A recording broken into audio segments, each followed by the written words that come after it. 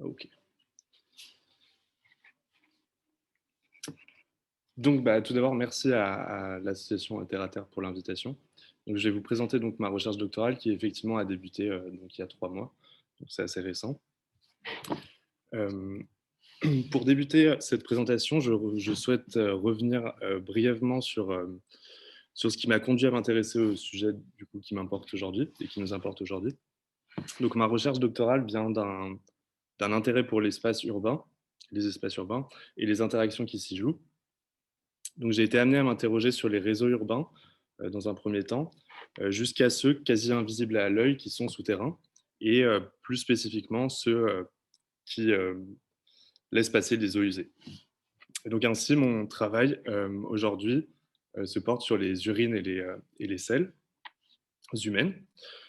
Donc les selles, et particulièrement les urines, contiennent des nutriments essentiels à la vie terrestre, donc de l'azote, du potassium et du phosphore. Euh, voilà. Euh, Le système actuel de traitement des eaux usées, des excrétas, donc qui est les toilettes à chasse d'eau, les égouts, stations d'épuration et rejets dans les écosystèmes, pose plusieurs problèmes écologiques. Tout d'abord, pour revenir un peu dans le contexte plus général, le système agroalimentaire est dépendant de la pétrochimie pour le moment, donc le système industriel alimentaire. Et ce qui revient à du coup créer des usines pour créer des nutriments qui viennent ensuite fertiliser les sols. Et donc principalement la création d'azote pour ensuite du coup fertiliser les sols, pas les sols, pardon, les plantes, mais du coup pour les cultures. Et la dépendance géopolitique qu'implique aussi ce système-là, qui vient miner du phosphore et donc vient dépendre d'autres pays. La France n'ayant pas par exemple de mine de phosphore, on dépend d'autres pays pour notre système alimentaire. Et donc le système d'assainissement actuel est paradoxal, vu que d'un côté, on vient créer une usine pour créer des nutriments qu'on vient par la suite, au bout de la chaîne, détruire par une autre usine. Et ce système d'assainissement vient aussi du coup rejeter des effluents qui viennent polluer les milieux, notamment aquatiques, en rejetant en partie de l'azote, enfin beaucoup d'azote. Les toilettes à chasse d'eau également, du coup, posent un problème de gaspillage de l'eau potable. Et ça revient, tout le système, du coup, revient à dépenser beaucoup d'énergie et d'argent dans un système qui est peu opérant. Donc, la valorisation des urines et des selles se présente comme une alternative plausible et souhaitable aux enjeux donc soulevés juste avant. Pour cela, il faut du coup passer du statut de déchet à celui de ressource pour ces matières, donc les selles et les urines. Et l'idée actuelle communément admise pour cette valorisation est de séparer à la source les flux pour pouvoir ensuite les traiter de manière différenciée. Et la collecte et la valorisation donc, des excrétas met en jeu plusieurs échelles euh, qui, va, qui vont du corps du coup au territoire. Donc corps, toilettes, donc objets, bâtiments, les réseaux, puis ensuite les territoires qui sont eux-mêmes emboîtés. On peut noter que le corps également pourrait être subdivisé en différentes échelles. Et toutes ces échelles-là, en fait, se retrouvent dans les disciplines du projet, que sont du coup le design, l'architecture, l'urbanisme, et on aurait pu rajouter aussi le paysagisme. Et l'idée est que ces différentes disciplines doivent travailler de concert pour pour attaquer ce sujet-là. Traditionnellement, le design est rabattu du coup à l'échelle du corps, des toilettes et tant jusqu'à l'architecture. Mais le design, en fait, semble embrasser plus d'échelles que ça, presque en fait toutes les échelles. Et ainsi, en fait, le design prend toutes les échelles comme étant des objets à transformer. Et de plus, si on prend le design dans une acception plus anglo-saxonne, dans le sens de juste conception, le design, en fait, embrasse les différentes disciplines, inclut les différentes disciplines, effectivement. Reste que quand même, chaque discipline a des outils spécifiques. Quoi qu'il en soit, du coup, Ah oui, non, mais du coup, un exemple, par exemple, de designer architecte qui vient travailler de manière transversale entre les échelles, donc Buckminster Fuller, qui vient vraiment du coup travailler sur l'échelle atomique jusqu'à une conception euh, à l'échelle de la vie terrestre, de la planète. Euh, et donc, quoi qu'il en soit, il reste du coup à qualifier et à analyser les différentes articulations entre les échelles, donc les interfaces entre les échelles. La collecte et la valorisation des excréta humains donc se fait et existe au travers de nouveaux systèmes, donc des alternatives socio-écologiques. Donc, je vais définir du coup ce qui est entendu par alternative socio-écologique. Donc, alternative, c'est donc tout ce qui ne rentre pas dans la norme, dans le système conventionnel, système dont je vous ai parlé juste avant. Et le terme conventionnel, donc comment on peut se poser la question du coup de quelle convention on parle. Et en fait, c'est un système qui est devenu hégémonique en Occident après la Seconde Guerre mondiale jusqu'aux années 70. Euh, et socio-écologique, donc, donc les sociétés humaines, écologique, toute la biosphère. Et donc la socio-écologie, c'est l'interaction entre les sociétés humaines et l'environnement biophysique. Et donc les alternatives sont effectivement socio-écologiques, vu qu'elles proposent de nouveaux rapports entre la société et la biosphère. L'ambition du coup de la recherche est du coup d'aller étudier ces situations expérimentales qui prennent leur source dans les années 90, principalement dans l'Europe du Nord. La ville, donc l'écoville d'Erdos, en Chine, a mis en place de 2003 à 2011 un système de collecte et de valorisation des excréta. Donc le système technique semblait fonctionner, mais le projet n'a pas tenu parce que du coup les habitants se plaignaient notamment de problèmes d'odeur et aussi d'appréhension plus moins matérielle peut-être, mais sur leur sentiment vis-à-vis du dispositif, où ils le voyaient comme quelque chose qui dévaluait leurs biens ou qui leur faisait honte, par exemple quand ils invitaient des gens. Et on voit que donc, la technologie ne se conçoit pas sans les habitants,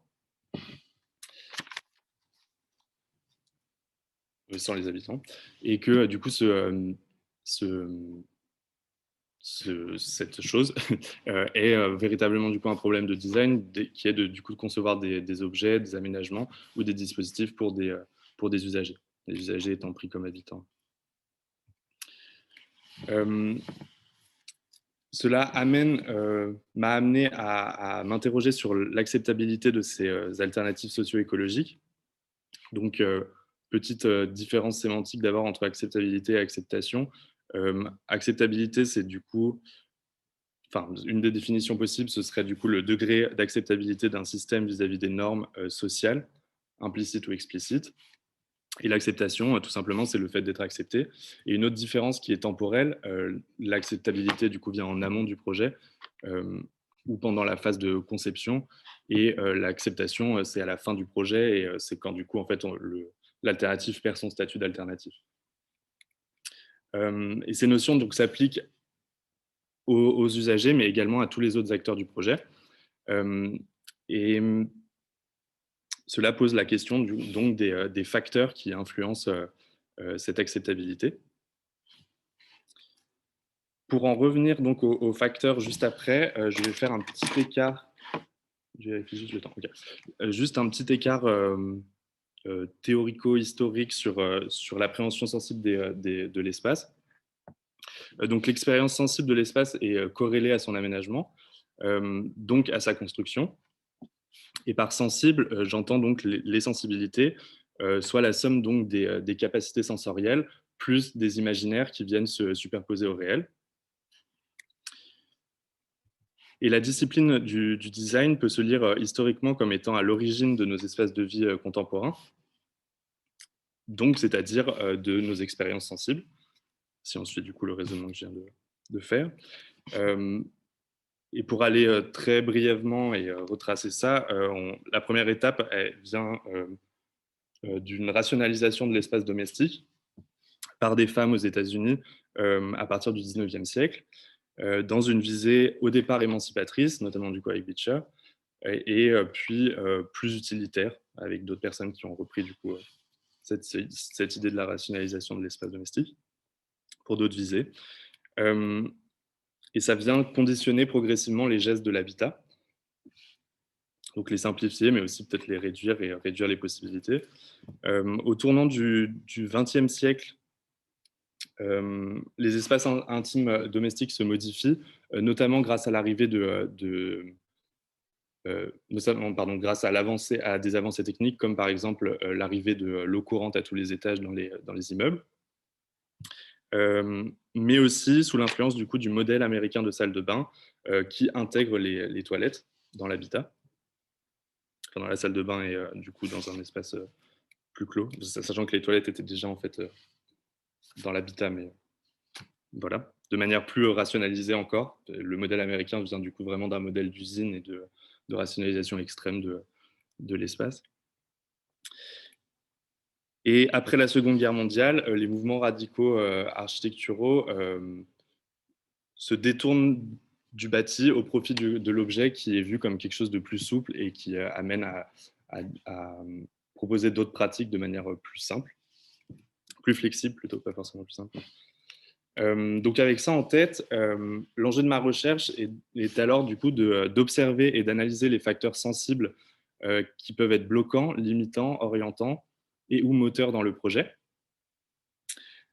Pour cela, il est du coup envisagé d'étudier les usagers, donc l'expérience sensible des alternatives, étudier également les concepteurs, les imaginaires qui sont pris dans la conception et les rapports aux sensibles, étudier les acteurs du projet, qui peuvent être entendus comme des usagers secondaires, par exemple du personnel ou des agents de gestion, euh, pour étudier du coup leur rapport au sens et leur rapport au sensible. Et plusieurs hypothèses et intuitions en découlent. Donc d'abord que l'odeur et la vue sont les sens les plus sollicités dans ces usages-là, et que ces hypertrophies limitent les rapports sensibles aux dispositifs alternatifs. Donc l'ouïe, le toucher, qui est entendu comme plutôt l'appréhension thermique, et le dépassement des imaginaires, etc. Les lieux d'aisance sont encore conditionnés par la pensée hygiéniste, qui divise du coup entre le propre et le sale, euh, avec une forte du coup, dimension symbolique. Et cela vient orienter le rapport sensible aux alternatives. Donc, ça reste des hypothèses qui sont formulées non pas comme des hypothèses, mais ça reste des hypothèses. L'emboîtement aussi des échelles n'est pas sensiblement perceptible chez les usagers, sans médiation. Et cet élément est bloquant pour percevoir l'impact de son action aux toilettes. Et finalement, une dernière, mais il pourrait y en avoir encore d'autres, mais pour l'instant, c'est celle sur lesquelles je me concentre. Les imaginaires des concepteurs sont hérités du coup des recherches environnementales des années 70, 1970, et cela vient orienter la création et agit comme moteur, pourrait agir comme moteur, j'aurais dû formuler les choses au conditionnel, comme moteur éthique socio-écologique, comme moteur éthique.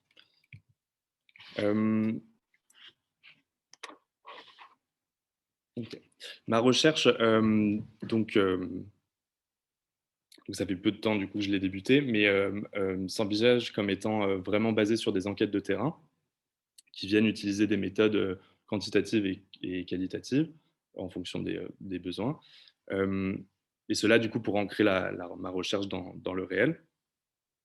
En milieu urbain, les équipements donc, collectifs accueillant du public présentent des caractéristiques intéressantes. Donc les équipements collectifs, ils peuvent être de nature très différente, mais du coup scolaires, sportifs, médicaux, administratifs, les habitats collectifs, voire même les infrastructures routières, etc. Euh, donc des caractéristiques intéressantes pour mener des expérimentations dans ces lieux-là, grâce donc à la forte fréquentation de ces lieux, donc à des grands volumes de matière qui peuvent être collectés et valorisés, et aussi au croisement des populations dans ces lieux publics qui du coup croisent des mœurs et des pratiques différentes, donc un intérêt plutôt euh, ethnographique ou ethnologique ou anthropologique. Euh, et donc plusieurs terrains d'enquête sont envisagés pour le moment, qui sont listés plus ou moins ici. Et ces terrains sont encore en fait en discussion et sujets à évolution. On pourra y revenir si vous avez des questions ensuite dessus, pour que je les développe un peu plus. Et donc voici donc mon projet, mon sujet de thèse à l'heure actuelle, donc que je vais vous lire. Alternatives socio-écologiques au système conventionnel d'assainissement, enjeux des facteurs sensibles chez les usagers et autres acteurs du projet.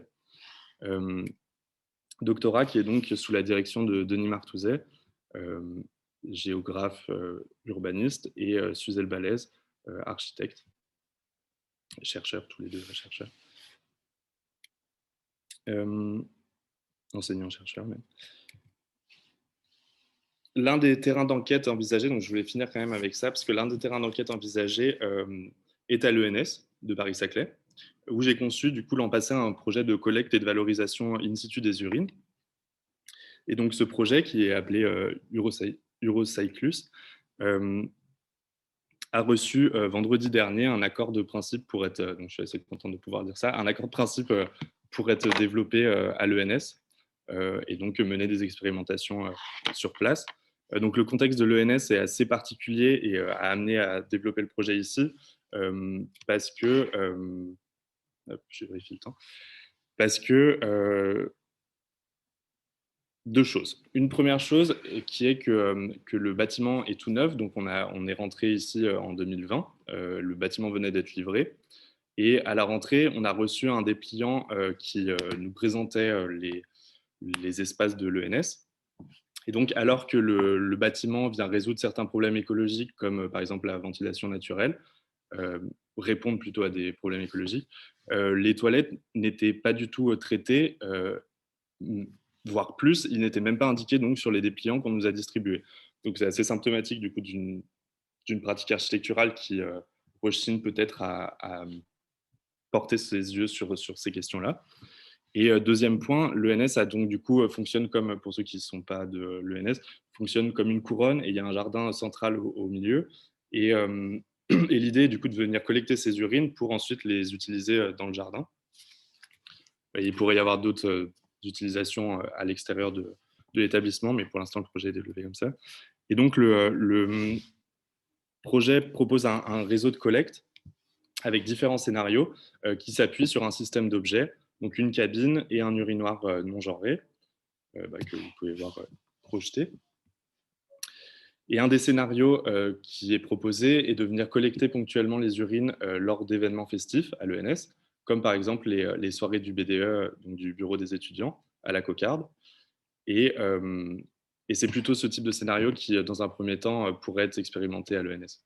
Enfin, vont être expérimentés à l'ENS, mais disons que le projet doit se monter maintenant de manière plus concrète, en concertation donc avec les services techniques et évidemment aussi les personnes du BDE et toute personne d'ailleurs de l'ENS qui serait intéressée à s'impliquer dans le projet. Voilà, donc du coup je vous remercie pour votre attention et donc je suis ouvert à vos questions, etc. Juste peut-être pour finir, donc j'ai mis les structures auxquelles je suis rattaché, donc l'Université de Tours, dont dépend mon laboratoire, CITER, et également aussi le réseau de jeunes chercheurs en design, design en recherche, et mes contacts sur les réseaux sociaux. Voilà, merci.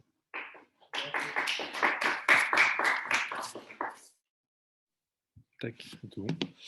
Ben, merci à l'association Terre à Terre pour l'invitation. Je vais essayer d'être bref, je vais mettre un chrono. Alors oui, donc du coup, moi je suis en 4e année de thèse, donc c'est la dernière, c'est sûr. Je vais parler un petit peu peut-être ça vous intéresse de pourquoi est-ce que j'ai envie de faire une thèse aussi. C'est peut-être un peu problématique.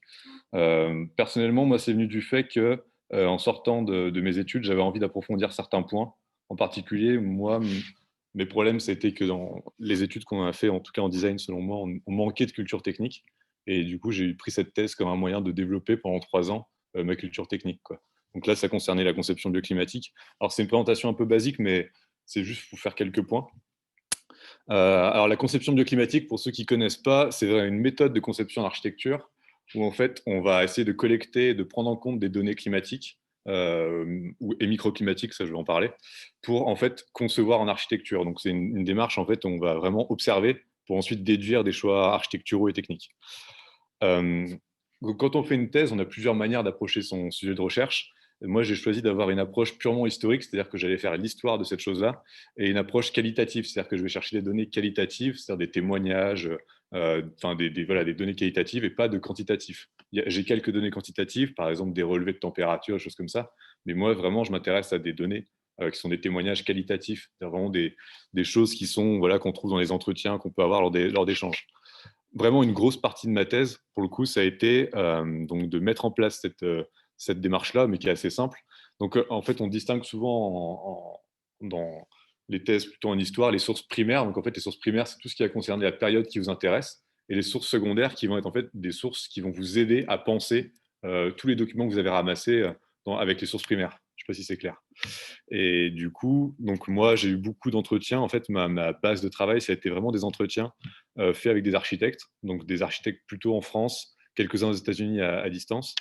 Et j'ai mené voilà, plus de 30 entretiens, donc plutôt dans le sud de la France, du côté de Perpignan, Marseille, tout ça. Et donc avec ces entretiens-là, j'ai aussi fait un travail de recherche d'archives, donc d'archives privées. Donc ça, j'en parlerai un petit peu après. Je vous ai ramené aussi des documents d'archives d'époque, si vous voulez regarder, pour que vous ayez un petit peu l'esprit. N'hésitez pas à les prendre. J'en parlerai un petit peu après.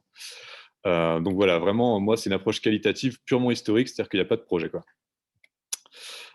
Donc rapidement, aujourd'hui, donc j'ai un peu structuré ma thèse parce que voilà, maintenant elle est rédigée. Et j'ai structuré, en fait, mon objectif quand j'ai fait cette thèse sur la conception bioclimatique, c'était de comprendre pourquoi aujourd'hui la conception bioclimatique est utilisée pour seulement économiser d'énergie. Aujourd'hui, par exemple, la mairie de Paris est en train de mettre en place des PLU bioclimatiques. Vous avez plein de vendeurs de matériaux qui vont parler de matériaux bioclimatiques, des choses comme ça. Et en fait, la conception bioclimatique aujourd'hui est synonyme d'économie d'énergie dans le bâtiment. Et en fait, moi, mon pari, mon hypothèse, c'était qu'en cherchant l'histoire de ce truc-là, l'histoire de la conception bioclimatique, j'allais pouvoir en fait comprendre la signification de cette démarche-là et essayer de voir comment elle se réduit pas seulement à l'économie d'énergie. Donc, mon hypothèse, c'est vraiment de creuser dans l'histoire, creuser dans le passé, pour comprendre l'évolution de la conception bioclimatique et pourquoi c'est pas seulement de l'économie d'énergie. Donc, je vais parler un petit peu des origines de ce truc-là rapidement. Donc, on pourrait dire, en fait, l'architecture traditionnelle, par exemple, a toujours pris en compte le climat. Ce qui s'est passé, c'est qu'en fait, moi, je me suis aperçu qu'il y avait un moment, à une période, au début du XXe siècle, un champ qui se constituait en climatologie, qu'on appelait la microclimatologie. La microclimatologie, c'est l'étude de la couche basse de l'atmosphère, en particulier des 2 premiers mètres près du sol. Donc ça apparaît au début du XXe siècle, précisément en 1927 avec cet ouvrage. Et ce qui est intéressant, c'est qu'en fait, à cette période-là, on commence à prendre conscience que l'aménagement modifie le microclimat et qu'on peut agir sur ce microclimat. Et ça, c'est important parce que tout d'un coup, vous avez une échelle d'action qui est définie. C'est-à-dire qu'en fait, on peut travailler sur le climat à une échelle qui s'appelle le microclimat. Je ne sais pas si c'est clair. Ouais. Donc, avec cette période-là, donc c'est 1927, vous avez donc cet ouvrage sur le climat près du sol qui est publié, et vous avez tout un tas de connaissances qui sont accumulées et diffusées sur comment se comportent les masses d'air dans des creux de vallée, dans des choses comme ça. Et avec ça, en fait, va se structurer tout un intérêt pour la modification du microclimat.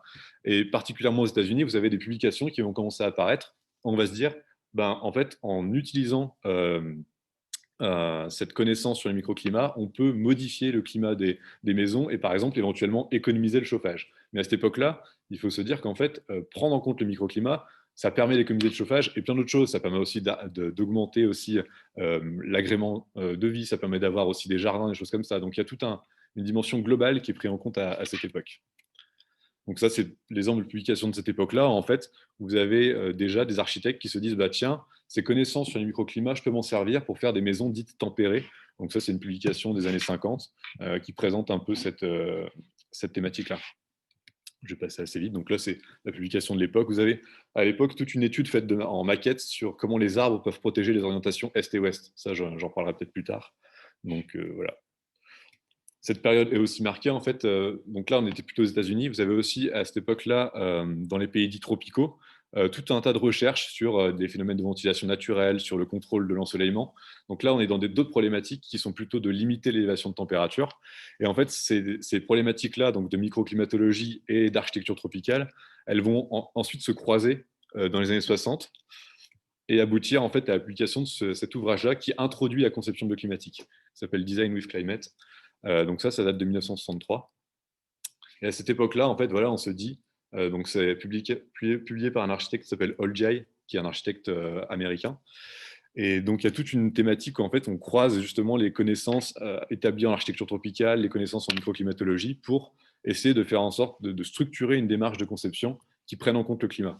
Alors, je ne vais pas commenter tous ces trucs-là parce que c'est un peu barbare, mais en gros, cet outil-là permet en fait de synthétiser des phénomènes climatiques et d'essayer de trouver des solutions pour les contrer. Par exemple, vous avez tout un problème quand vous avez une température qui est trop élevée et qui fait trop humide. En fait, ces lignes-là vous montrent que vous devez avoir une certaine vitesse de l'air pour restaurer la sensation de confort. Je ne sais pas si c'est clair.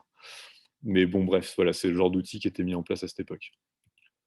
Donc voilà le schéma que j'ai montré tout à l'heure sur les échanges près du sol. Donc voilà, les travaux de microclimatologie sont réinterprétés, sont utilisés par les architectes pour essayer justement d'aménager des bâtiments plus économes, mais qui soient aussi, comment dire, à cette époque-là, l'intérêt c'est vraiment de se dire, prendre en compte le microclimat, c'est une manière rationnelle de concevoir. C'est-à-dire en fait, il faut faire avec les énergies qui existent, il faut faire avec l'ensoleillement, il faut faire avec le vent. Et donc l'idée c'est vraiment de se dire, bah, une manière rationnelle de faire, c'est de prendre en compte ces phénomènes et de les intégrer dans la conception. Donc voilà, c'est toute une étude voilà, purement qualitative sur comment la morphologie des constructions va changer en fonction du climat. Donc vous avez climat plutôt très froid en haut et climat tropical humide en bas. Donc vous avez différentes morphologies. Voilà, les morphologies d'habitat. Donc ça, c'est vraiment toute la partie théorique et la naissance de cette conception bioclimatique du point de vue de la microclimatologie, et donc voilà, du point de vue plutôt des méthodes de conception. Parallèlement à ça, donc à la même période, vous avez un intérêt pour l'utilisation de l'énergie solaire dans l'habitat. Et donc, vous avez tout un tas de publications, d'expériences qui sont faites sur ces sujets-là. Particulièrement, vous avez cette technique qui est inventée qui s'appelle le mur trombe. Alors, le mur trombe, ça, c'est une maison qui a été faite en. Donc, ça a été inventé en France, au sud de la France, dans les Pyrénées-Orientales. Et le mur trombe, c'est super simple. En fait, c'est une grande façade peinte en noir. Donc, c'est un mur de béton devant lequel il y a un double vitrage. Et en fait, vous avez en partie basse et haute des buses comme ça. Et en fait, c'est simplement, vous avez un effet de serre qui se crée entre le mur et le verre, et vous avez l'air chaud qui s'élève naturellement et qui vient chauffer l'intérieur de la maison. C'est clair ou pas? Donc, c'est ce qu'on appelle un thermosiphon. C'est en fait, c'est une élévation de l'air simplement par le phénomène enfin, simplement par le réchauffement de l'air. C'est une boucle naturelle comme ça. Et donc, cette technique-là, elle est mise au point en 1960, enfin 167, et elle va en fait se diffuser ensuite plus tard aux États-Unis. Elle va être redéveloppée. Et ce qui est intéressant, c'est que voilà, elle reprend vraiment des phénomènes très simples qui sont connus de tous, voilà, l'effet de serre, mais elle permet, voilà, dans ce bâtiment-là, cette petite maison, elle assure environ entre 60 et 70% des besoins de chauffage. Donc ça veut dire que vous avez quand même une économie qui est substantielle par rapport au chauffage électrique. Donc voilà, elle a été mise en œuvre ensuite. Bon, elle a été inventée en 67, mais vous avez ensuite des évolutions qui ont été faites, particulièrement pour essayer d'améliorer le côté esthétique un peu brutal que peut avoir cette façade noire. Donc il y a eu des essais avec d'autres couleurs, donc du vert, du bleu, du rouge. Bon, il s'avérait que les couleurs en fait n'avaient pas tellement d'influence. Pourvu que la couleur soit mate et plutôt foncée, ça fonctionnait toujours aussi bien. Donc voilà, ça fait partie des techniques passives qui ont été inventées à cette période-là. Vous avez d'autres systèmes qui ont été inventés. Ça, c'est voilà, ce qu'on appelle un gain direct. Donc, c'est une grande serre. Et en fait, vous habitez littéralement dans une serre. Donc, vous avez une grande façade comme ça, orientée au sud. Et voilà, vous vivez dans cette maison-là. D'autres systèmes aussi ont été développés. Donc là, c'est ce qu'on appelle un drum wall. Donc, en fait, c'est des murs, c'est des bidons d'eau, vous voyez là, tous ces trucs-là, exposés au sud avec des réflecteurs. Et donc, pareil, le but, c'est d'accumuler la chaleur du rayonnement solaire pour ensuite chauffer l'habitation. Donc là, c'est des systèmes qui étaient un peu bricolés. Ça a été inventé un peu plus tardivement, plutôt entre la fin des années 60 et le début des années 70. Quoi. Donc voilà, c'est d'autres systèmes, je ne vais pas revenir dessus parce que le temps passe. Ça, c'est un autre système qui est développé aussi à cette période, qui est un système de rafraîchissement par rayonnement de grande longueur d'onde. Donc, je ne sais pas si vous savez, mais tout corps émet un rayonnement. Voilà, quand vous êtes face à un poêle, ce que vous ressentez, c'est le rayonnement. Et donc, il y a un chimiste américain qui s'est dit, en fait, voilà, moi, je vais étudier ce rayonnement des corps pour en fait faire une maison qui va se refroidir naturellement par rayonnement. Et donc, ce qu'il a mis au point, c'est ce qu'on appelle le système SkyTherm. Donc, c'est ce que vous voyez sur cette maison-là. C'est une maison, en fait, vous avez une grande toiture. Est-ce que j'ai d'autres images? Ouais, nickel. Vous avez une grande toiture comme ça, faite de bacs remplis d'eau, en fait. Et ces bacs vont être soit exposés au ciel, soit recouverts d'un isolant. En fait, c'est super simple. Quand vous voulez chauffer la maison, vous allez enlever l'isolant, donc vous allez exposer les bacs au soleil pendant la journée, donc l'eau va se réchauffer. Ensuite, vous fermez les bacs, donc vous mettez l'isolant sur la maison pour ensuite faire en sorte que la chaleur rayonne dans l'habitation. Et à l'inverse, en été, quand vous voulez plutôt refroidir la maison, vous allez ouvrir les bacs et les exposer au ciel pendant la nuit pour la refroidir, et vous allez mettre l'isolant en journée pour faire en sorte que l'eau ne se réchauffe pas. Est-ce que c'est clair? C'est un système plutôt réversible, quoi. Et donc voilà, ça fait partie des techniques de rafraîchissement et de chauffage qui ont été mis en place à cette époque. Tu avais une question, hein? Ouais. En fait, elle est vraiment elle est encapsulée dans un bac, quoi. Il y a un film plastique qui la recouvre, effectivement. Donc voilà, ça c'est des archives que j'ai retrouvées. Donc cette technique-là, elle a été inventée à la fin des années 60. Et cette maison-là que je vous ai montrée, elle date de 74. Donc voilà, c'est vraiment, on est toujours un peu dans la même période. On n'est pas tout à fait aux mêmes endroits. Donc là, on est aux États-Unis. Avant, on était en France. Euh, voilà, ça fait partie des techniques qui sont inventées à cette époque-là. Ça, c'est une autre maison que je voulais aussi vous montrer. Donc là, en fait, c'est le même principe. Vous avez des... Enfin, c'est le même principe, non, c'est encore un peu différent. Vous avez des bidons remplis d'eau aussi à l'intérieur de la maison. Et donc, le but, c'est de capter le rayonnement hivernal, donc quand le soleil est plus bas par rapport à l'horizon. Et en fait, ces rayons-là vont vraiment frapper les bidons d'eau à l'intérieur de la maison et donc la réchauffer. Et à l'inverse, en été, en fait, vu que le soleil est plus haut, eh ben, vous avez ces rayons-là. Enfin, les rayons sont ne rentrent pas dans la maison et ne réchauffent pas la masse d'eau. Donc, c'est un système voilà, qui est étudié pour voilà, être adapté à la variation des saisons, quoi. Donc, ça, pareil, c'est un système qui a été inventé aux États-Unis.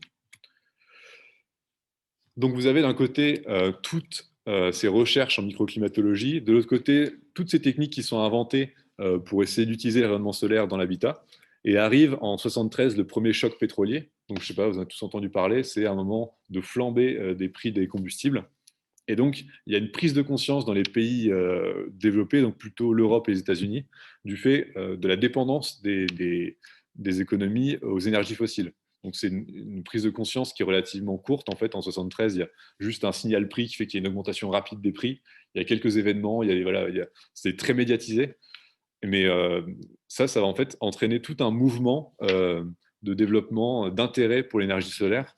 Et ça va entraîner en fait tout un ensemble d'événements. Il y a un colloque qui est fait sur le soleil au service de l'homme. Donc, on va commencer à s'intéresser à l'énergie solaire vraiment de manière publique. Et vous avez toute une diffusion aussi de publications et de colloques sur les sujets. Alors justement, en fait, j'ai ramené ces publications de cette période-là pour que vous regardiez. Et en fait, voilà, c'est un peu le boom des énergies dites alternatives à l'époque. Et, et donc, où est-ce que j'en étais? Et donc, oui, voilà, 73 marque vraiment un moment de synthèse, un moment crucial, charnière, où en fait, vous avez toutes les recherches que j'ai évoquées précédemment qui sont synthétisées lors de ces événements, qui sont publiées, qui sont diffusées. Et en fait, voilà, vous avez ici, là, je vous ai pris, je ne sais pas si vous connaissez cet outil, Ngram Viewer, ça vous permet de suivre. Voilà, vous avez le développement de de la conception passive et bioclimatique. Tout d'un coup, au milieu des années 70, ça explose, quoi. Vous avez comme ça vraiment un grand intérêt qui émerge. Donc, avec la diffusion des publications, ça, voilà, il y en a quelques-unes. Ça, c'est des publications en français, inspirées de ce qui se passe aux États-Unis. Je ne vais pas revenir trop longtemps dessus. Là, c'est pareil, vous avez les périodiques de l'époque. Donc, il faut savoir que la prise de conscience de l'écologie, des choses comme ça, c'est assez ancien. Là, vous avez des périodiques de cette époque-là. Vous avez Le Sauvage, La Franchie, La Gueule Ouverte. Et c'est des périodiques qui sont vraiment très diffusés. On parle de 50 000, 60 000 exemplaires, quoi. Et ces périodiques-là vont vraiment diffuser la conception de climatique, la rendre populaire auprès des gens.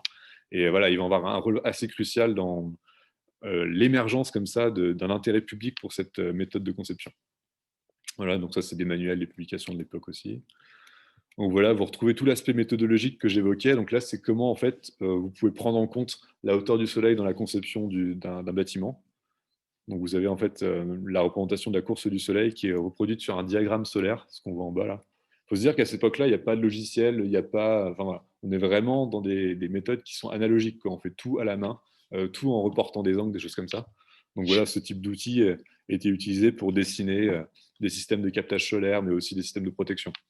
Voilà. Je reviendrai dessus après si vous voulez vraiment comprendre le principe, mais grosso modo, c'est assez simple. En fait, là, la courbe la plus haute représente la course du soleil en été et la plus basse en hiver. Vous voyez? Donc c'est assez simple pour se repérer. Tac, donc voilà, on peut l'utiliser ensuite pour marquer les masques sur un site, donc pour étudier comment un site est plus ou moins ensoleillé. Tac. Je ne sais pas si j'ai du temps de parler de cette maison-là. Ouais. Donc, se diffuse la conception bioclimatique et il y a plein de constructions qui émergent à cette époque-là. Et donc là, je vous ai mis un exemple d'une maison qui est située à Toulouse et qui a été faite en 1980.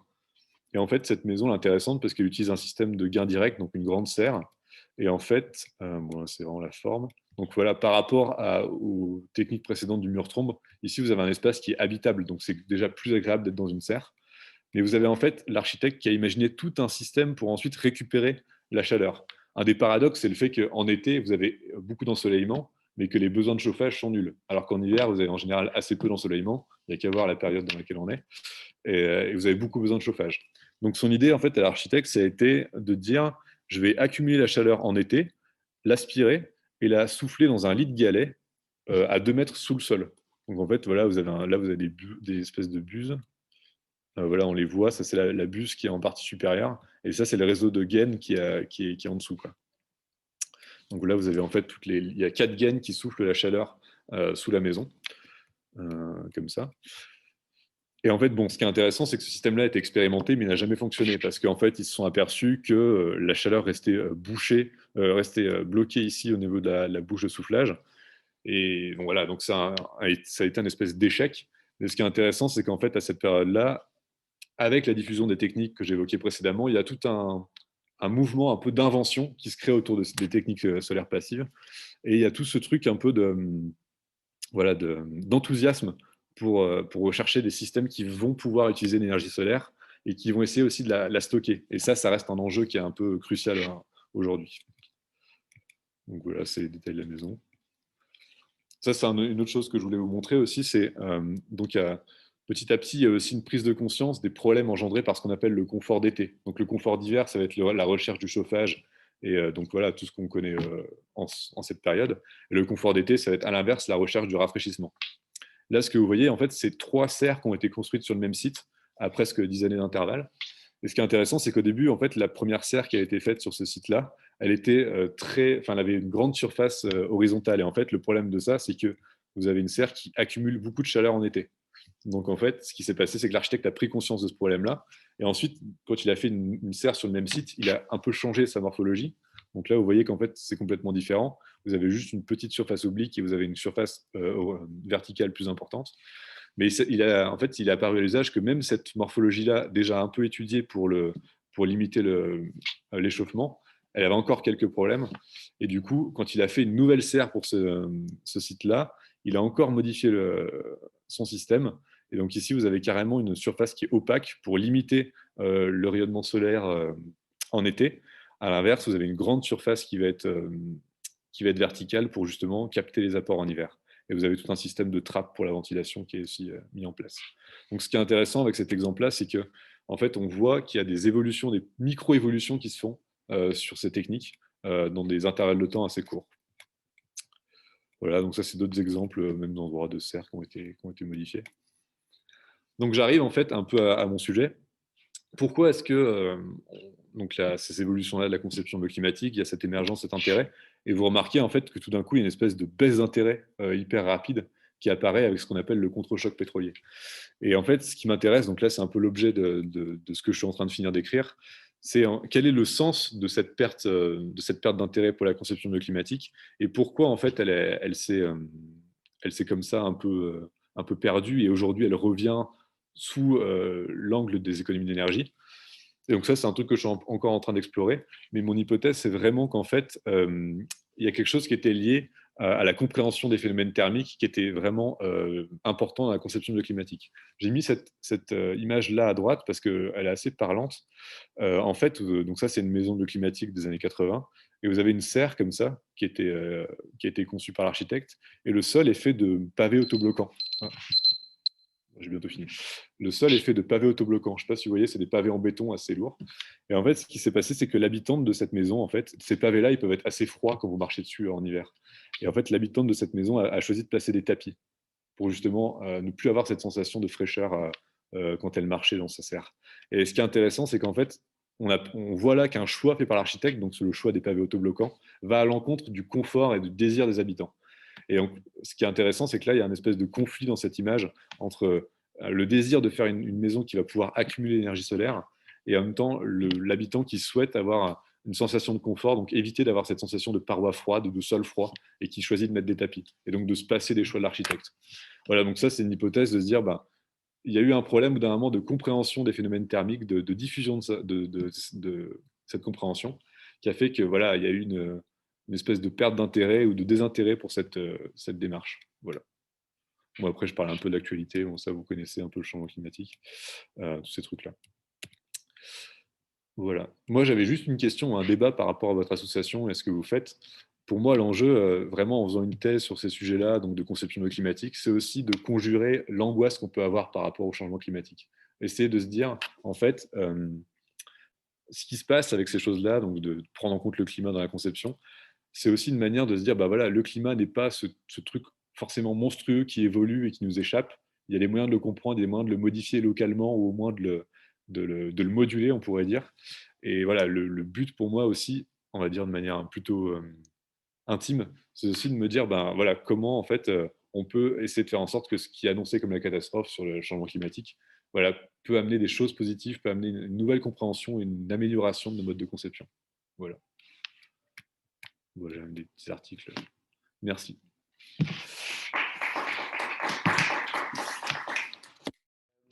D'abord, j'avais une question pour Valentin. Oui. Alors, c'est une question qui m'est passée par l'esprit, je ne sais pas si Peut-être c'est plus théorique que pratique. Mais est-ce que, par exemple, d'un point de vue assez concret, je pense que ce serait envisageable, par exemple, d'utiliser une eau usée de la douche pour les toilettes dans un système d'assainissement et dans un but de moins gaspiller l'eau, comme tu as pu le dire. Oui, ce serait envisageable, mais je pense que du coup, l'idée du projet et l'idée de la séparation à la source, c'est de se passer d'eau complètement et du coup de ne pas réutiliser cette eau qui peut être par contre utilisée pour d'autres choses. Mais dans l'idée, oui, après, ça pose des problèmes quand même en architecture, c'est quand même un problème de canalisation et de réseaux d'eau qui ne sont pas les mêmes, enfin, et de réseaux en fait, qui ne sont pas les mêmes.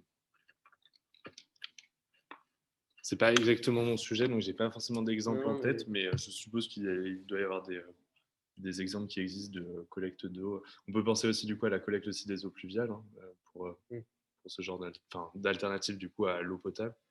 Après, l'eau potable est utilisée pour des raisons de simplicité et sanitaire, mais de simplicité surtout. Et comme justement tu l'évoquais, ça reste une solution avec de l'eau, et tu préconises éventuellement des solutions sans eau du tout, ou en tout cas avec beaucoup moins d'eau.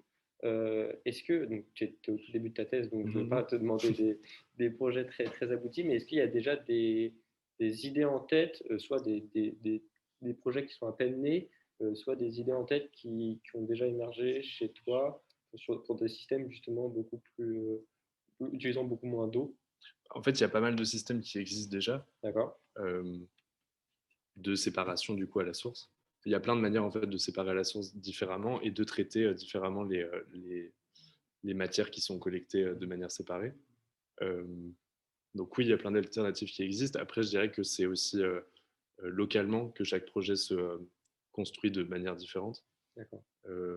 Par exemple, dans des milieux plus défavorisés, les enjeux ne sont pas les mêmes que, par exemple, dans une communauté aux États-Unis qui met en place ça pour son jardin partagé. Enfin, du coup, ce n'est pas les mêmes enjeux en design, je veux dire, sur la création de l'interface. Et, après, sur la gestion, il n'y a pas un projet qui émerge parmi d'autres de par son efficacité ou de par son... Non, comme tu dis, il y a aussi beaucoup... Il y a plusieurs, oui, il y a plein de solutions possibles. Ouais, parce que du coup, on peut par exemple collecter les urines dans des urinoirs secs, ce que je propose du coup dans mon projet à l'ENS. Mais il y a des toilettes qui ont été développées, qui s'appellent les Lofen, et qui sont développées du coup par un institut suisse qui s'appelle l'IWAG et je ne sais pas s'il y a l'Institut suisse en fait dedans, mais en tout cas un studio de design qui s'appelle EUS, mais je pense qu'il y a aussi l'Institut suisse, et qui vient en fait redessiner les toilettes conventionnelles, donc à chasse d'eau, en proposant directement dans ces toilettes en céramique moulée une séparation à la source. Avec un système où l'urine est collectée par tension de la surface quand l'urine descend. pour qu'elles restent bien séparées du coup des sels et qu'on puisse les utiliser, parce que du coup, un des enjeux, c'est que les sels ne viennent pas contaminer dans les urines, et parce que les urines sont, pardon, les sels sont porteuses de beaucoup plus de bactéries, et d'ailleurs ne posent pas les mêmes problèmes pour la collecte et la valorisation.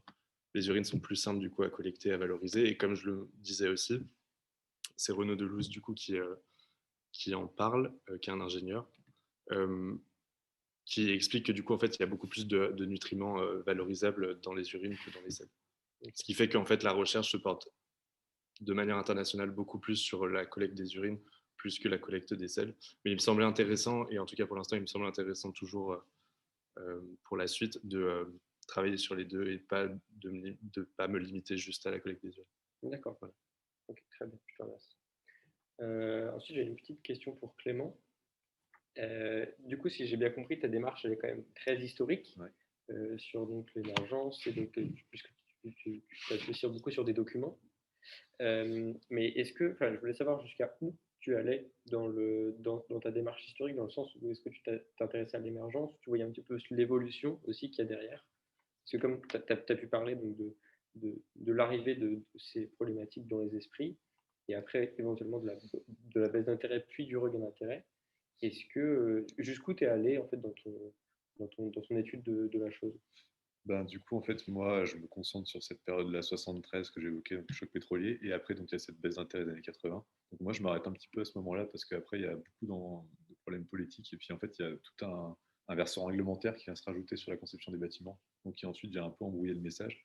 Mais ce qui s'avère, en fait, c'est qu'en fait, aujourd'hui, ce qui se passe, c'est que l'histoire des techniques, moi, vraiment, ce que je fais, c'est plutôt l'histoire des techniques, elle est plutôt cyclique. Donc, en fait, même ce que j'ai étudié là, qui paraît plutôt passé ou ancien, revient aujourd'hui sous le versant des low-tech. Vous avez aujourd'hui le Tech Lab qui reprend des murs tombes, des choses comme ça. Mais ils appellent pas ça mur tombe, ils appellent ça, je sais plus comment. Mais en fait, ce qui se passe, c'est que moi, oui, vraiment, je m'intéresse à c'est l'émergence de ce truc-là, cette baisse d'intérêt. Et en fait, ensuite, j'essaie de comprendre pourquoi ce truc, ça revient sous d'autres noms, ça revient un peu comme ça. Mais ce qu'il faut se dire, c'est que dans les techniques mises au point dans le bâtiment, beaucoup de choses que j'aborde là, j'ai parlé super vite, mais ont aussi été oubliées. Par exemple, tous les problèmes de ventilation naturelle aujourd'hui sont très mal quantifiés, très mal calculés. Donc en fait, même si je m'arrête quelque part plutôt dans le passé, on est déjà presque en avance par rapport à ce qui se passe aujourd'hui. Parce qu'aujourd'hui, vous avez en fait une mainmise des modèles dans la conception des bâtiments, beaucoup de modélisation thermique, des choses comme ça. Et en fait, les concepteurs font vraiment confiance à leurs modèles. Et, alors que moi, vraiment, ce que je présentais, c'est une approche qualitative avec des calculs manuels, des choses comme ça. Et donc voilà, c'est plutôt vraiment, il y a un basculement entre deux époques, quoi, avec l'émergence des modèles, des calculs. Moi, je m'arrête vraiment un peu avant ça, quoi. D'accord. Mais ça veut pas dire que c'est pas actuel, je sais pas comment dire. Oui, c'est justement, en fait, si on devait faire, enfin, j'imagine que tu as forcément une idée de l'image que ça peut avoir aujourd'hui. Et comme tu le dis, en fait, il n'y a pas forcément une évolution tant positive que ça par rapport au passé. Et on entend souvent parler d'une initiative à un endroit, des initiatives assez locales, mais on entend parler. Mais ça perce pas vraiment.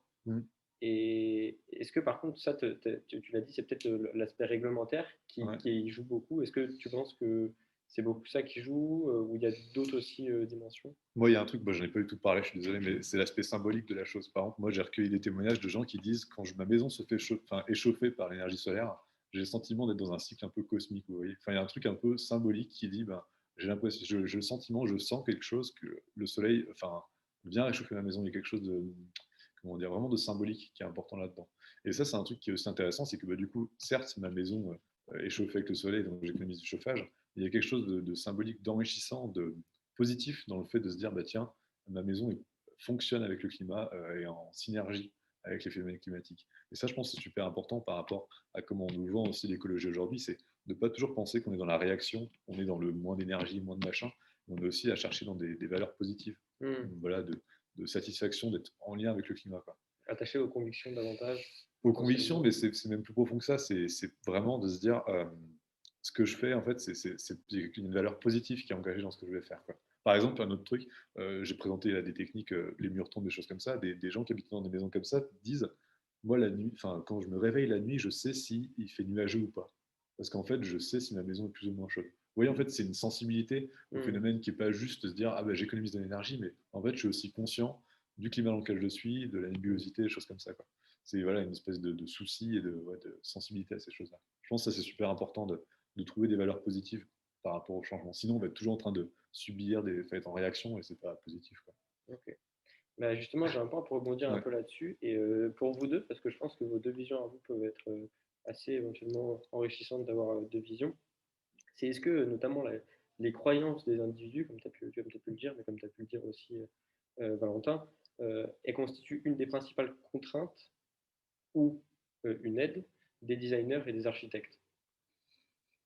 C'est une vaste question. C'est une vraie question. C'est pas une question simple, mais si vous aviez juste à donner, vous, votre avis là-dessus, qui avait commencé, qui avait déjà été un petit peu en lien avec les questions. Pour le coup, moi, je souhaite du coup mener ces recherches-là, donc j'ai pas de données encore dessus, mais du coup, j'ai les hypothèses dont je vous parlais sur du coup comment ça peut orienter, bloquer, etc. Mais ça, il faut du coup aller le vérifier ensuite sur le terrain.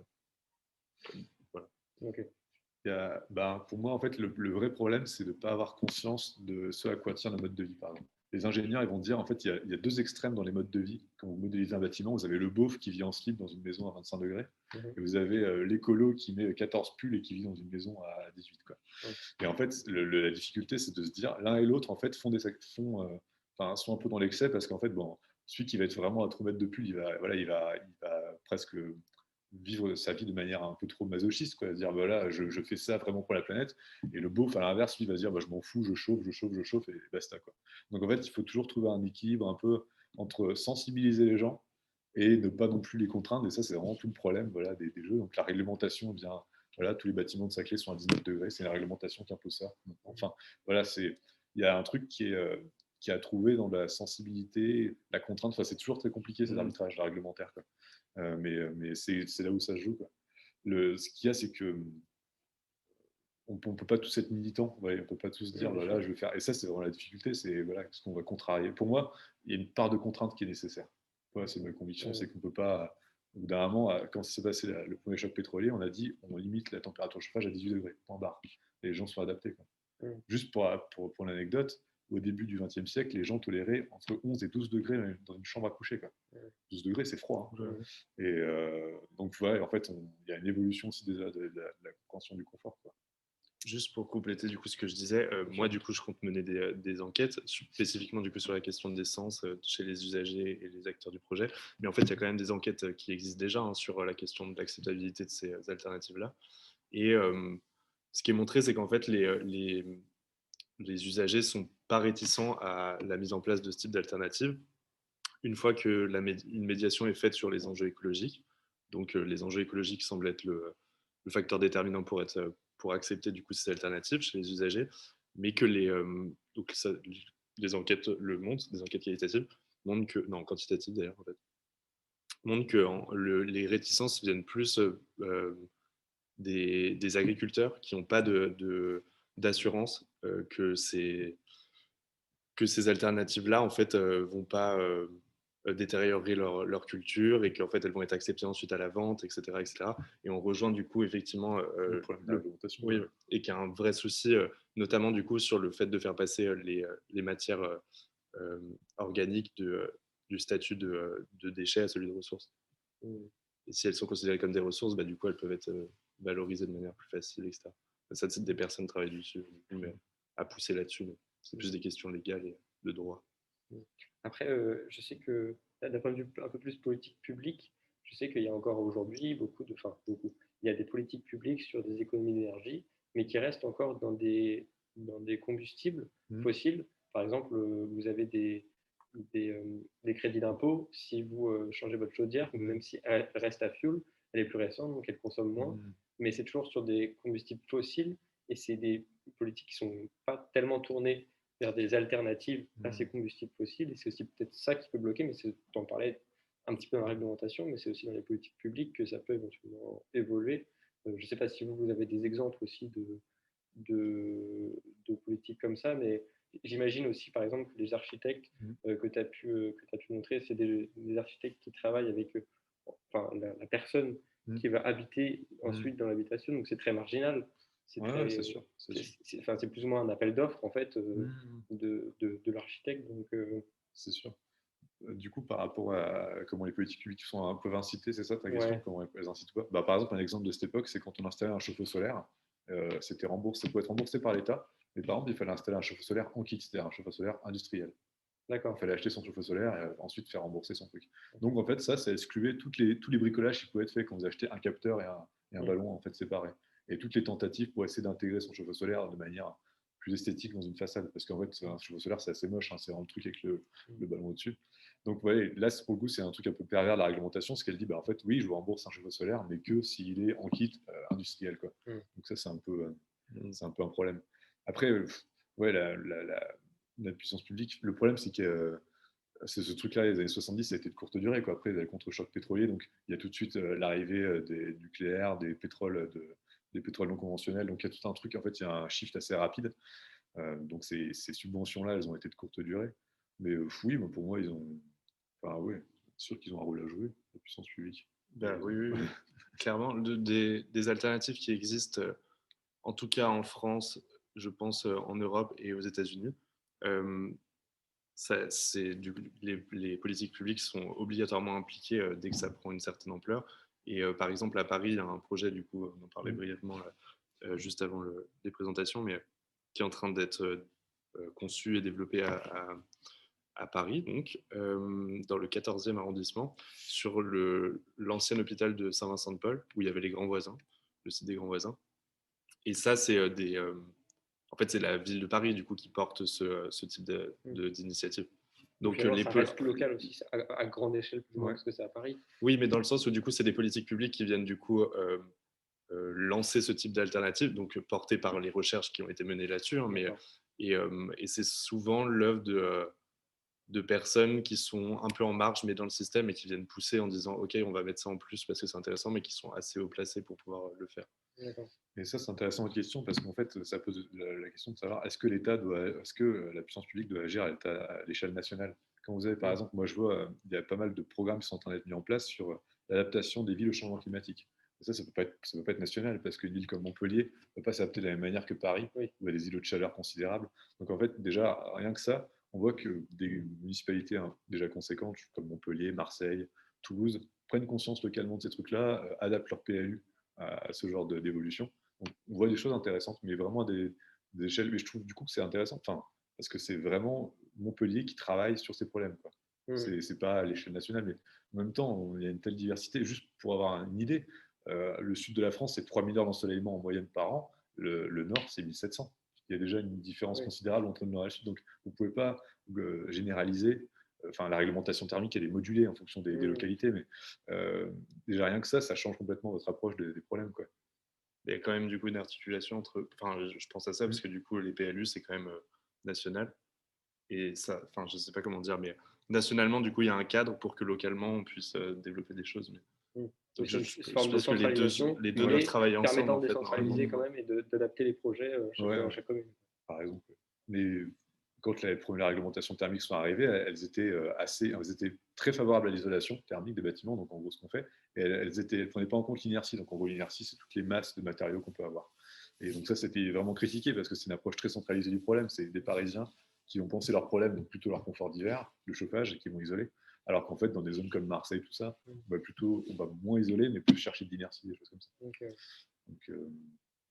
Donc c'est aussi tout d'un coup en fait la réglementation qui uniformise, elle se heurte à des différences locales, à des différences de climat, des différences aussi d'écosystèmes, de choses comme ça. Donc je pense que c'est intéressant aussi de voir, enfin si vous êtes dans le droit tout ça, c'est de voir aussi le rapport du droit à la territorialité, quoi. Vraiment sur quel sol on est, quel endroit on est. Je pense que c'est fondamental, quoi. Il y a d'ailleurs des choses assez intéressantes à creuser sur le plateau de Saclay, si vous voulez partir localement. Ok. Est-ce qu'il y a d'autres questions sur Peut-être qu'on parle un peu de la thèse, que du coup on n'a pas parlé des modalités de thèse, pourquoi on fait une thèse, tout ça. Oui, ça qui vous intéresse. T'as une question, Olivier, qui m'a pointé du doigt. Une thèse, Olivier. Il y a une partie projet ou il n'y a pas de partie projet dans la recherche? Eh bien, vu l'évolution donc de potentiel enfin non pas potentiel du coup, mais vu l'évolution que prend Eurocyclus, je me dis que ça peut être un terrain important de mon doctorat. Mais n'ayant pas eu de réponse au départ, je partais plus sur pas forcément de projet ou une petite partie de projet s'il y a besoin de médiation sur des questions, etc. Mais pas. Du coup, disons que vu que ça fait vu que j'ai eu la réponse vendredi dernier, j'ai pas encore discuté, notamment avec mes directeurs pour Est-ce qu'on peut se dire que voir comment orienter la chose. c'est des enjeux très techniques aussi, si ça se trouve, c'est pas le sujet. Il y a déjà plein de choses qui existent et c'est peut-être pas vraiment Je pense qu'il y a quelque chose d'intéressant à articuler à la fois du coup la question de la perception, donc sensible, etc., et aussi en fait la conception et de voir comment en faisant évoluer mon système d'objets, on peut influencer des perceptions sur ces questions-là, etc. Donc non, je pense que ça peut bien fonctionner ensemble. Simplement, effectivement, c'est pas la même voie. Juste pour situer un peu, effectivement, à l'ENS, le département design emploie une méthode qui lui est particulière, mais qui est héritée du monde anglo-saxon et qui est du coup d'utiliser le projet comme base, le projet en design comme base à la recherche. Donc le projet en tant que tel a une force place. Et, voilà. Ce qui n'est pas mon cas pour le coup. Voilà, par exemple. Je fais autre chose. Et qui est en histoire. Donc, ouais, plutôt en histoire. Mais après, ce qui se passe, nous, de particulier avec les thèses à l'ENS, en design, c'est qu'on est une discipline qui est un peu une discipline sans discipline, quoi. On a besoin d'aller chercher dans des champs un peu connexes pour avoir de la légitimité, ce qui n'est pas le cas de vos disciplines à vous. Vous avez déjà une assise universitaire qui est plus forte. Moi, des trucs par rapport à la thèse, un truc qui est vraiment important pour moi, c'est bien choisir cette direction. Si vous voulez faire quelque chose, c'est choisir un directeur de thèse que vous connaissez depuis assez longtemps, avec qui vous avez une bonne intimité. Enfin, ça, je pense que c'est super important. Parce que c'est lui qui va vraiment piloter ensuite et qui va donner du crédit à ce que vous allez faire. Donc ça, c'est intéressant. Enfin, c'est important. Par exemple, toi, ton directeur de thèse, tu le connaissais déjà avant parce que tu avais fait des stages? Non, justement. Pas du tout. Non, mais je l'ai connue, j'avais envie de travailler avec elle. Et du coup, ça se passe plutôt bien. Mais il y a des gens à qui ça se passe pas bien, c'est moins intéressant. En fait, il faut vraiment, voilà, il faut trouver quelqu'un de confiance et de sérieux, quoi. C'est assez. Enfin, en principe, vous devez trouver, quoi. Et puis après, avec le fait que vous avez Normalien ou c'est l'ENS, vous avez accès à plein d'institutions, plein de choses. Donc en fait, il faut aussi profiter de la thèse pour, si ça vous intéresse aussi, aller voir d'autres champs si ça vous plaît. Si vous en avez marre, je ne sais pas, de l'économie ou des sciences sociales, allez voir d'autres champs, des choses comme ça. Enfin, il faut en profiter pour que, vu que les formats de thèse ont tendance à se réduire maintenant, on fait des thèses moins longues, on essaie d'en faire plus, donc moins longues. Il y a quelque chose de plus libre qui va peut-être sans doute se mettre en place, quoi. Donc ça, je pense que c'est positif. Après, sur des trucs très matériels, il faut aussi publier, donc il y a des contraintes de chercheurs, donc faire des articles, des choses comme ça. Ça, on peut en parler. Mais si vous aimez écrire, c'est des choses qui sont assez simples à faire. Ce qui est intéressant dans une thèse, c'est que c'est rarement dans votre vie que vous allez être jugé vraiment sur pièce, en principe. Quand vous faites des articles, vous faites des choses comme ça, on juge vraiment sur ce que vous remettez. Ça. On ne vous connaît pas, on ne sait pas qui vous êtes et tout. Vous avez vraiment votre truc que vous avez fait. Et voilà, ça va être jugé par une communauté plus ou moins scientifique. Enfin, ça va être une communauté qui va, enfin, plus ou moins scientifique, c'est ça, parce que les sciences humaines, les sciences dures, c'est pas les mêmes niveaux de jugement, mais il y a toujours des gens qui vont lire ce que vous allez faire en disant, bah voilà, est-ce que ça apporte quelque chose de nouveau, est-ce que c'est vraiment légitime, tout ça. Et c'est intéressant parce que vous avez un retour critique sur ce que vous faites. Vous avez vraiment des fois, moi, quand je rends des articles, des fois, on se reprend des. Vous connaissez les systèmes de comité de relecture, des choses comme ça, vous voyez. Bah, des fois, on se prend des remarques assez violentes, quoi. Des choses, bah non, ça va pas, ça. Mais c'est intéressant parce que du coup, on a vraiment un retour critique, quoi. C'est assez rare d'être critiqué, d'être remis en question. C'est positif, quoi. Puis mine de rien, c'est de l'autonomie aussi, mais avec un feedback parce que justement, comme tu dis, ces comités de relecture, en plus, il faut plutôt pas mal publier, donc tu as aussi beaucoup de retours, et puis tu es censé avoir un directeur de thèse aussi qui est relativement là pour toi, donc c'est sûr. un directeur, une directrice, donc c'est sûr que ça permet d'évoluer tout en n'étant pas non plus voué à être livré à soi-même. Non, mais c'est sûr. Après, il y a des contraintes en fonction de discipline. Par exemple, en économie, il y a d'autres contraintes qui existent qui sont liées à plus tard si vous faites une carrière universitaire. C'est plus compliqué d'avoir des postes ensuite. Enfin bref, il y a plein de trucs. Mais non, ouais, je pense que faire une thèse, c'est vraiment positif pour le coup. Ça, sur ce côté, je produis quelque chose. Et le fait d'être jugé vraiment sur ce qu'on fait, c'est vraiment bien, je trouve. Parce que souvent, il y a plein de trucs. Il y a la personnalité qui rentre en jeu quand on est jugé. Et là, pour le coup, non, c'est vraiment ce que vous avez produit. Sur les écrits. Ouais, sur les écrits. Mais parce que par contre, il y a aussi des appels à communication pour des colloques, etc. Ah oui, c'est ça, où en fait la personne quand même est impliquée plus directement c'est vrai. Non, dedans, non. Qu'est-ce qu'il y a d'autre? Après, ouais, sur votre thématique terre à terre, ouais, je sais pas, si vraiment si vous êtes sensible à ça, vous pouvez faire des thèses sur ces sujets-là aussi, je pense que c'est. Enfin, je sais pas comment on peut plus vous aider. Non, mais déjà, bah, merci, merci d'avoir répondu. Est-ce qu'il y avait des questions ou pas? Non. Olivier a posé sa question. J'ai répondu? Ça va? Oui. J'ai répondu? Oui. Et bah, s'il n'y a plus de questions, déjà, monsieur, je vous remercie d'être venu. Merci à vous. C'était très clair, très pédagogue. Avec plaisir. Et puis c'était bien dans notre thème en plus. Donc, bah, je vous remercie encore une fois. Et puis, je vous souhaite aussi tout le meilleur, soit pour votre thèse qui arrive bientôt, qui commence, et puis pour la suite, pour Clément. Ouais, vous aussi. C'est partagé. Encore un peu de temps. De temps, Et on pourra discuter du projet ensemble si ça vous intéresse aussi. Bien sûr, ouais. Que je le développe, parce que là, j'ai pas trop eu le temps, mais en fait, il y a aussi. Et ce qui est intéressant, c'est de garder un contact, par exemple, avec vous, et puis au fil des années, par exemple, je sais pas, dans un an, même dans plusieurs mois, dans quelques faire semaines. un update. Ah non, oui, non, je voulais dire pour parler avec vous, mais oui, bien sûr, mais par exemple, complètement. sur ton sujet de Oui, thèse plus particulièrement, Pourquoi pas, tu vois, Mais même peut être vous, si vous intéressant. avez des choses à poser comme question, on peut vous aider aussi. Enfin, c'est bien qu'il y ait des passerelles entre disciplines. Oui, bien sûr, bah, on est là pour regrouper aussi un peu les gens. Et si la recherche création, enfin, j'en parlais là brièvement, mais vous intéresse, c'est pas limité au design non plus. Hein. Ça peut rentrer dans d'autres champs. Oui, c'est bon, ça va. C'est une méthode particulière de recherche qui a ses avantages et inconvénients. Et ben, merci beaucoup. Merci beaucoup. Merci à vous. Merci.